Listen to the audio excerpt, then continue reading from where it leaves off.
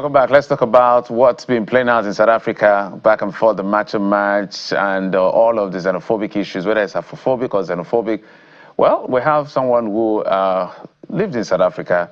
He was one of those that returned, I think the last batch of persons that returned to Nigeria on the help of the federal government to ensure that our citizens are safe. Well, his story is a little different. Let's talk to him. Sonny Usoro just recently returned from South Africa. He's also a pastor. Sonny, good morning and welcome to the program. Good morning. Glad to be here. So I did remember that when you were talking, I think I saw the interview you did when you were, I think, in Joburg, plus the one you did at the airport. Yeah. When you were like, look, you didn't really experience some of the things they talked about. But so if you really didn't experience, first tell us practical experience of what you saw, maybe not experience, and what informed your decision to say, nah, I'm not staying here for this. Okay, you know, when it comes to abuse, there are people who leave abuse until when it gets physical. Some leave when it's emotional. You know, it all depends on how you have programmed your life, you know, to go. So in my own case, leaving South Africa was more emotional than physical abuse. I mean, I lived in an area called Sandton. It doesn't have those kind of, the match didn't even get there, you know. However, I do mission work, you know, in South Africa. For the past 16 years, I've been doing mission work in South Africa. And most of the places that we go and minister to people in the townships are places where we would have to engage with local South Africans, you know, mostly. So even though I had security where I lived, but I feel like there's a lot, you know, to the country than just where I live, you know. So I didn't want to wait until maybe I get, because there's hate in the atmosphere. Yes, it's true that there are people that, you know, that love, you know, people that are cool, people that understand life, that understand what it means to integrate with other foreign nationals, you know. But at the same time, the majority are xenophobic. They may not get to the extent of being physically violent, but you can feel it in the body language, the way they relate with you at certain times. You know, at one point there was even a pastor who looked at me and said, no, you guys cannot hold service in this place.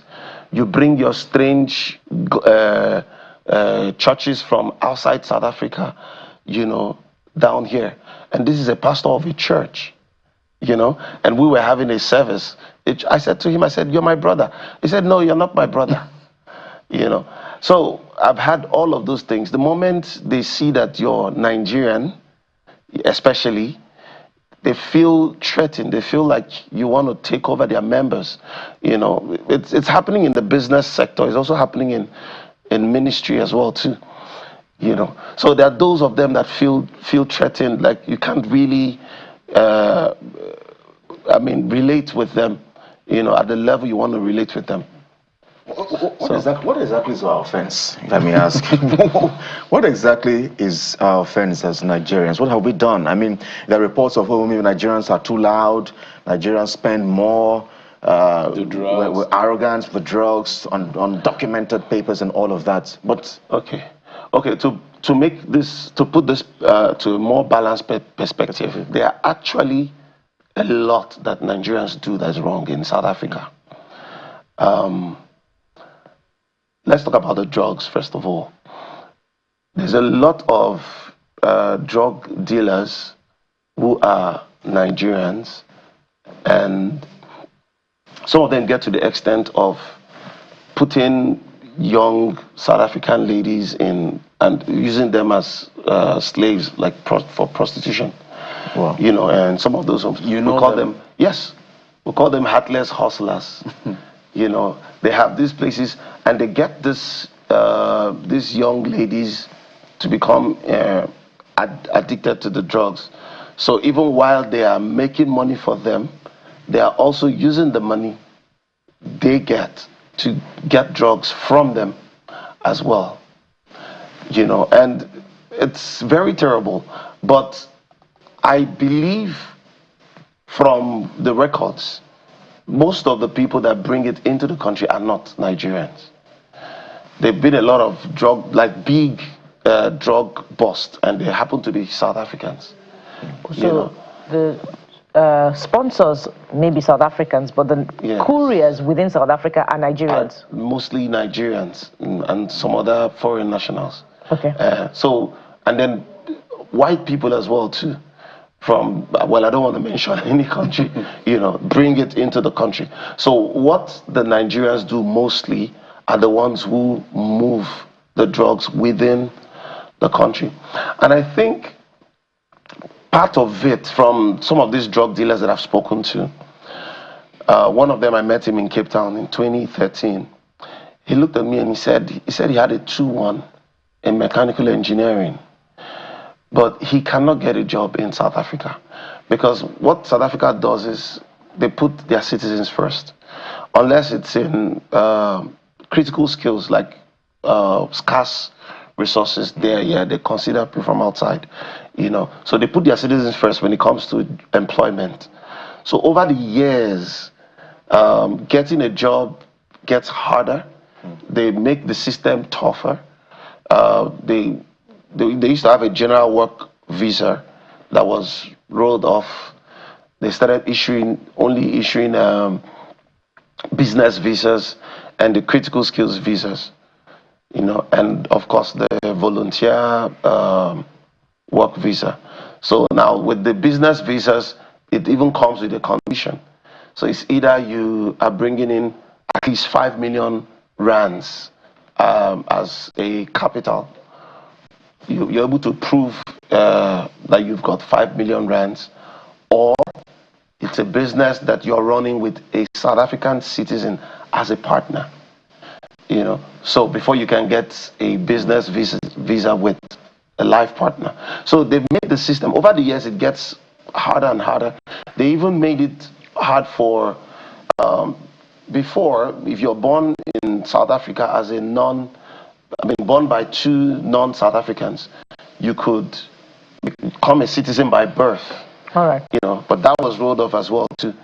So the government is putting in that system to help to make the immigration laws tighter so that it could favor South African citizens, but they are still not seeing it. They still feel like the government has not done enough. So they feel like there's still a lot, in the country. Yeah. So, some would say the history of xenophobia in South Africa is as old as the end of apartheid, and this is not the first time that we're seeing xenophobic attacks, particularly against Nigerians. We could, go down memory lane and count the number of deaths of Nigerians amid xenophobia in South Africa. From your experience, you've spent quite some time, by the way, in South Africa, 16 years.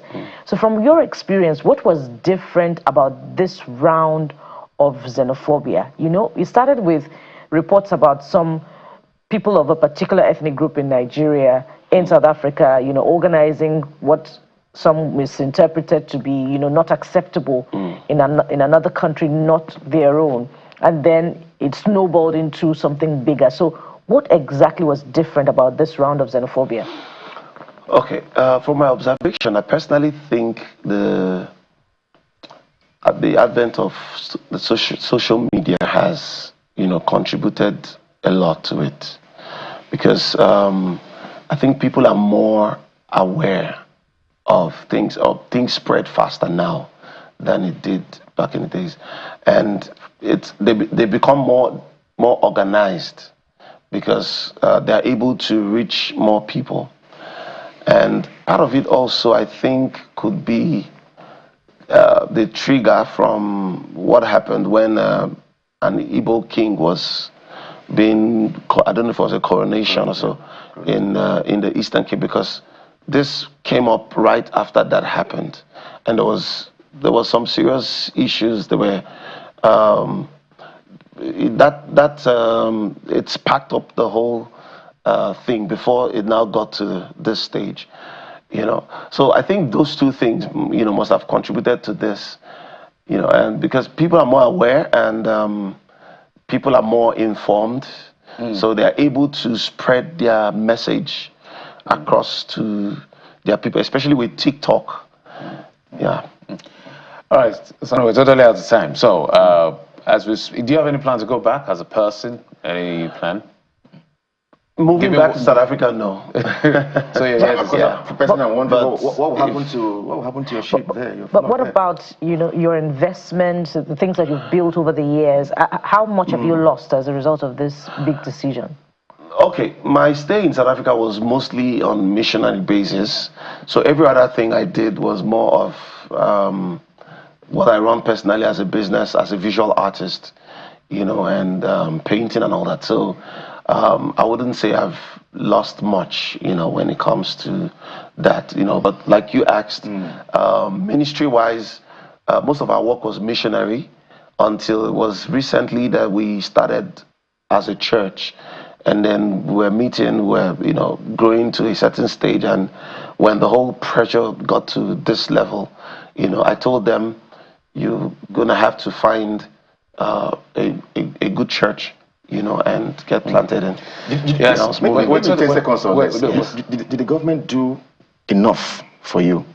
Yes. I want to use this opportunity to thank the federal government because the government did so well in their repatriation. Yeah. Thank you. Sanu Soro, a missionary in South Africa, returned recently from the last set of people that came back. Thank you. I appreciate you for coming on the program. You're welcome. Good to see you. We'll take a break, and when we come back after this break, we'll switch gears. Now let's talk about football. The World Cup, Argentina versus Spain. It ended as Lamine Yamal, one of the youngest to ever win the World Cup. We'll talk about it in a moment. Cecilia joins us. Stay with us.